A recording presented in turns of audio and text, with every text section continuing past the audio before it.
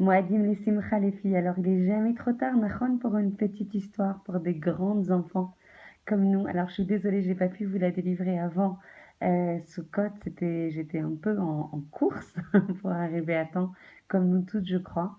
Une toute petite histoire mamache, 1 ou 2 minutes, juste pour passer un message sur une mida, meod chashuva pour Hachem, puisque c'est un de ses noms, c'est le shalom. Alors, le Rav Auerbach, Zecher Tzadik Livracha, devait marier sa fille avec le Rav de Tibériade. Donc, les noces étaient engagées, tous les préparatifs étaient terminés. C'était le soir de la choupa et du mariage.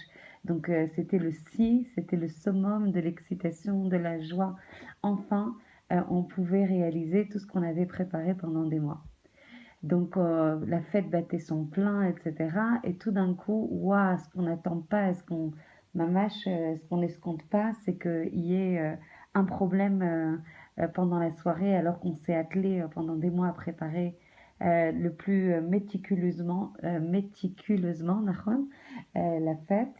Alors, ils se sont rendus compte que le premier plat de poisson était indigeste et qu'il avait sûrement en tout cas, il avait sûrement tourné et n'était pas du tout adapté à la consommation. Donc, les invités viennent voir le Rav Auerbach et lui disent: Oh là là, je suis désolée de t'annoncer que le premier plat, il faut annoncer aux gens de ne pas le consommer. Il a tourné. Il faut absolument ne pas payer le traiteur. Il a manqué à ses engagements, etc.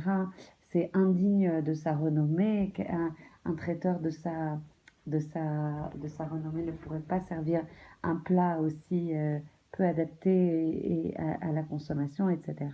Bon, le Rav Auerbach était très attristé de ces remontées d'informations et du coup est parti voir le traiteur et lui a dit bon, j'ai appris que le plat était pas approprié, était pas consommable en l'état actuel des choses.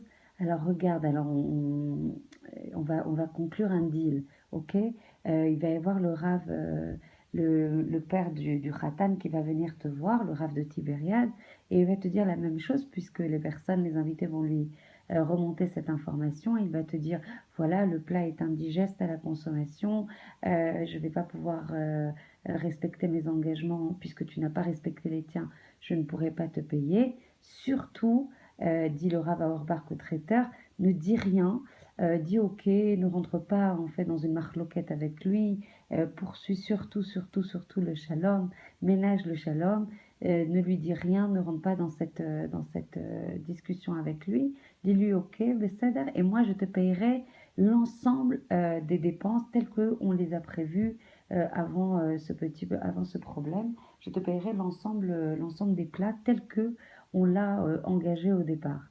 Et là, le traiteur se retourne vers le Rav Auerbach et lui dit: ah, alors là, si on m'avait dit que j'allais être dans une situation pareille, et le Rav Auerbach le regarde et lui dit: mais il se passe quoi?